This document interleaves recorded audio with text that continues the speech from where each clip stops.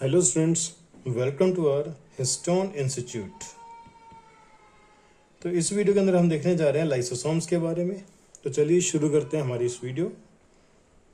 देखिए लाइसोसोम जैसे कि आपको डायग्राम के अंदर दिखाया गया है कि लाइसोसोम जो होते हैं वो सिंगल मेम्ब्रेन बाउंड स्ट्रक्चर होती है। कैसी स्ट्रक्चर होती है? सिंगल मेम्ब्रेन बाउंड स्ट्रक्चर होती है।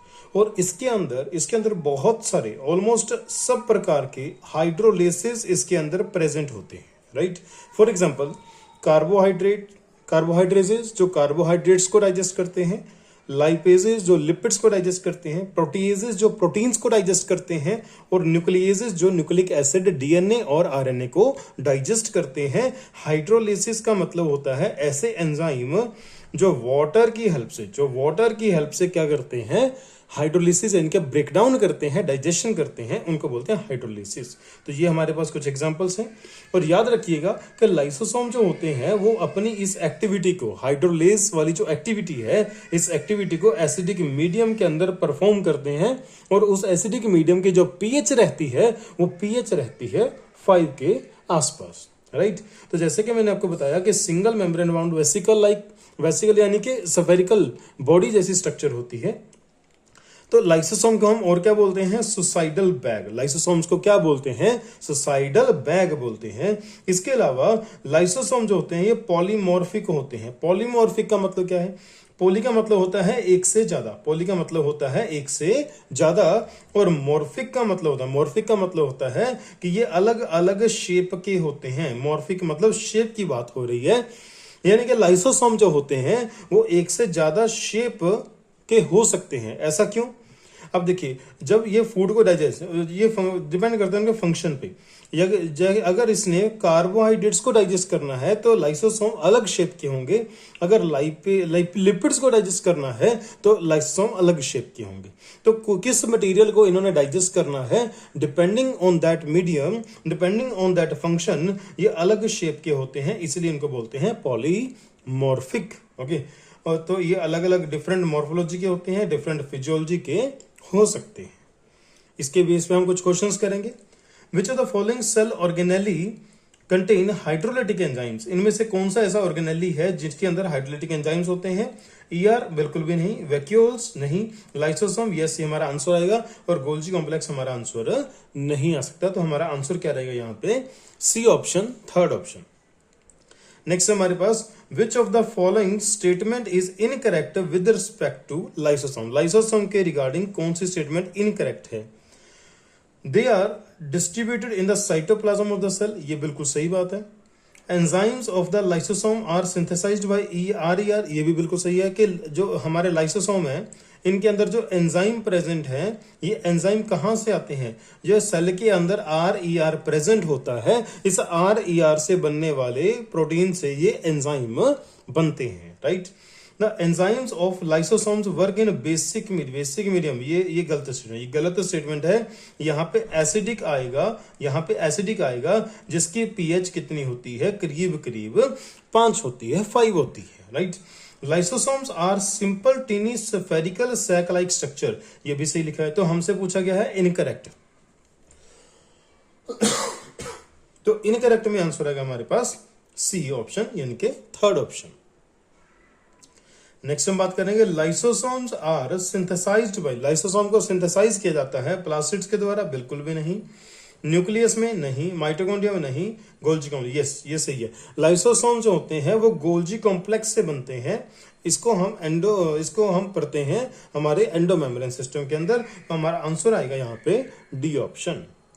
नेक्स्ट देखिए, ये लाइसोसोम के बारे में इतना ही, और हम नेक्स्ट इसी वीडियो के अंदर कंटिन्यू करेंगे वैक्यूल्स के बारे में। वैक्यूल छोटा सा टॉपिक है तो यहाँ पे कंटिन्यू करेंगे वैक्यूल्स के बाद। देखिए हम बस उतना ही डाटा कवर कर रहे हैं इस वीडियो के अंदर जो एनसीईआरटी के अंदर दे रखा है, जो कि आपको नीट एग्जाम के लिए सफिशिएंट होगा, ठीक है। देखिए वैक्यूल जो होते हैं वो डिफरेंट टाइप के होते हैं। वैक्यूल जो होते हैं वो डिफरेंट टाइप के होते हैं, ओके। कुछ वैक्यूल्स के अंदर सैप होता है, कुछ वैक्यूल्स के अंदर वाटर होता है और कुछ वैक्यूल्स के अंदर एक्सक्रीटरी प्रोडक्ट होते हैं। ओके, और इसके अलावा वैक्यूल के अंदर कुछ ऐसे मटेरियल्स भी हो सकते हैं, अदर मटेरियल्स भी हो सकते हैं जो कि सेल को रिक्वायर्ड नहीं है, that are not useful for the cell. तो अब वैक्यूल के अंदर सैप है, वाटर है, एक्सक्रीटरी प्रोडक्ट है, या कुछ ऐसा है जो सेल के लिए यूजफुल नहीं है, इसी बेसिस पे कि उसके अंदर है क्या, उसके वो किस चीज को कंटेन करता है, इसी बेसिस पे वैक्यूल डिफरेंट टाइप के होते हैं। अगर मैं अमीबा की बात करूं, तो अमीबा किसका मेंबर है? प्रोटिस्टा का। अमीबा किसका मेंबर है? अमीबा मेंबर है जी प्रोटिस्टा का। अमीबा मेंबर है प्रोटिस्टा का। तो अमीबा के अंदर एक कॉन्ट्रैक्टाइल वैक्यूल होता है। अमीबा के अंदर क्या होता है? कॉन्ट्रैक्टाइल वैक्यूल, जो कि एक्सक्रीशन करवाता है। एक्सक्रीशन किसका? देखिए, अमीबा एक फ्रेश वाटर ऑर्गेनिज्म है।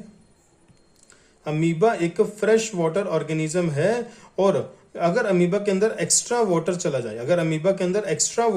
जाए, तो उस एक्स्ट्रा वाटर को बाहर निकालने का जो काम होता है उसको हम बोलते हैं एक्सक्रीशन, राइट। और ये काम कौन करता है? कॉन्ट्रैक्टाइल वैक्यूल करता है। और इसके अलावा मान लो कि अमीबा है, देखिए मान लेते हैं यहाँ पे कि मान लो कि यह अमीबा है, तो अमीबा किसी फूड पार्टिकल को जब एनगल्फ करता है तो करता क्या है? वो सूडोपोडिया बना के इसको एनगल्फ करेगा, और जब ये एनगल्फ करेगा तो यहाँ पे एक फूड वैक्यूल बन जाएगा, और इस फूड वैक्यूल के अंदर फूड ट्रैप हो जाएगा। तो इसको हम बोलते हैं फूड वैक्यूल। क्या बोलते हैं इसको? हम फूड वैक्यूल बोलते हैं। तो जब कोई प्रोटिस्टा, या हम बात करें अमीबा की, जब अमीबा फूड को एनगल्फ करता है तो उसके अंदर क्या बनता है? फूड वैक्यूल बनता है, क्योंकि उसके अंदर फूड स्टोर हो जाता है, ट्रैप हो जाता है, राइट। इसके अलावा अगर हम प्लांट्स की बात करें, तो प्लांट्स के अंदर जो वैक्यूल होता है, परमानेंट, जो प्लांट के परमानेंट सेल होते हैं, मेच्योर सेल होते हैं, उनके अंदर आपको वैक्यूल देखने को मिलेगा। और उस जो वैक्यूल होता है वो 90% तक वॉल्यूम को ऑक्यूपाई कर सकता है, ठीक है। अगर हम यहाँ पे डायग्राम से थोड़ा सा क्लियर करने की कोशिश करें, देखिए सपोज करो हमारे पास ये प्लांट सेल है, तो प्लांट सेल के अंदर अगर वैक्यूल प्रेजेंट है, तो वैक्यूल जो होगा वो इतना बड़ा वैक्यूल हो सकता है कि पूरे सेल का जो वॉल्यूम है, पूरे सेल का जो टोटल वॉल्यूम है, उस वॉल्यूम का 90% हिस्सा खाली ये वैक्यूल ही एक्वायर कर सकता है। ये मैक्सिमम बात बताई जा रही है आपको। अदरवाइज ये वैल्यू होती है 50 to 90%, 50 to 90% होती है, लेकिन एनसीईआरटी में इसको लिखा है अप टू 90%। जो वैक्यूल की मेम्ब्रेन होती है उसको बोलते हैं टोनोप्लास्ट, ओके। और ये टोनोप्लास्ट जो होती है ये फैसिलिटेट करती है एक्टिव ट्रांसपोर्टेशन को, यानी कि इस वैक्यूल के अंदर आपको हाइपरटोनिक मीडियम मिलेगा। जैसे ये हमारा सेल है, ये हमारा सेल है, तो सेल के अंदर क्या होगा? यहाँ पे सेल के अंदर होगा साइटोप्लाज्म। सेल के अंदर क्या होगा? साइटोप्लाज्म होगा। और यहाँ पे जो वैक्यूल प्रेजेंट है, उस वैक्यूल की ये जो मेम्ब्रेन है, इसको हमने टोनोप्लास्ट नाम दिया। क्या नाम दिया इसको? हमने टोनोप्लास्ट नाम दिया। तो जो टोनोप्लास्ट है वो क्या करती है? आयंस को साइटोप्लाज्म से उठा के अंदर ले जाती है, from lower concentration to higher concentration, ठीक है। तो इससे क्या होता है कि वैक्यूल के अंदर हाइपरटोनिक कंडीशन हो जाती है और साइटोप्लाज्म में हाइपोटोनिक कंडीशन एग्जिस्ट करती है, राइट। अब इसके बेस पे कुछ क्वेश्चंस है हमारे पास। पहला क्वेश्चन क्या है हमारे पास? The membrane of the vacuole is, जो वैक्यूल की मेम्ब्रेन होती है उसको क्या बोलते हैं? उसको टोनोप्लास्ट बोलते हैं। क्या बोलते हैं उसको? टोनोप्लास्ट बोलते हैं। तो आंसर आएगा हमारा बी ऑप्शन। नेक्स्ट है हमारे पास, which of the following vacuoles help in osmoregulation in amoeba. Amoeba के अंदर ओस्मो रेगुलेशन, आप ओस्मो रेगुलेशन बोलो या एक्सक्रीशन बोलो, अमीबा के अंदर आप ओस्मो रेगुलेशन को एक्सक्रीशन बोल सकते हो। तो अमीबा के अंदर जो ओस्मो रेगुलेशन या एक्सक्रीशन होता है उसके लिए कौन रिस्पॉन्सिबल है? उसके लिए रिस्पॉन्सिबल है कॉन्ट्रैक्टाइल वैक्यूल। तो हमारा आंसर क्या आएगा? D option. नेक्स्ट क्वेश्चन है हमारे पास, the vacuole which help in digestion of a food particle engulfed by protista are. तो प्रोटिस्टा के अंदर जो फूड को एनगल्फ करने के बाद फूड को डाइजेस्ट करवाने में हेल्प करता है, उस वैक्यूल को क्या बोलते हैं? हम उसको बोलेंगे फूड वैक्यूल। क्या बोलेंगे उसको? हम उसको बोलेंगे फूड वैक्यूल। हमने पिछली स्लाइड के अंदर यहाँ पे डायग्राम बना के उसको समझा था फूड वैक्यूल को। ओके तो हमारा आंसर आएगा सी ऑप्शन। नेक्स्ट देखिए, तो इस टॉपिक के बारे में हमने इस वीडियो के अंदर 2 टॉपिक पढ़े, एक हमने पढ़ा लाइसोसोम और दूसरा हमने यहाँ पे पढ़ा वैक्यूल। तो एनसीईआरटी के अंदर और नीट के पैटर्न के अकॉर्डिंग जो क्वेश्चन बन सकता है इन दोनों टॉपिक से, लाइसोसोम और वैक्यूल से, तो आपको इस वीडियो के अंदर कंप्लीटली कवर कर दिया है। आप बड़े आराम से इस वीडियो को फॉलो करें और नेक्स्ट वीडियो के अंदर हम माइटोकॉन्ड्रिया के बारे में पढ़ेंगे बहुत अच्छे से विद डायग्राम। और अगर आपको ये वीडियो अच्छी लग रही है, नोट्स आपको अच्छे लग रहे हैं, तो हम जल्दी आपको ये नोट्स भी शेयर करेंगे। और आप अगर कोई क्वेरी है तो आप प्लीज कमेंट सेक्शन में पूछिए, और अगर आपको वीडियो अच्छी लगे तो अपने दोस्तों के साथ शेयर करें। Thank you, have a nice day.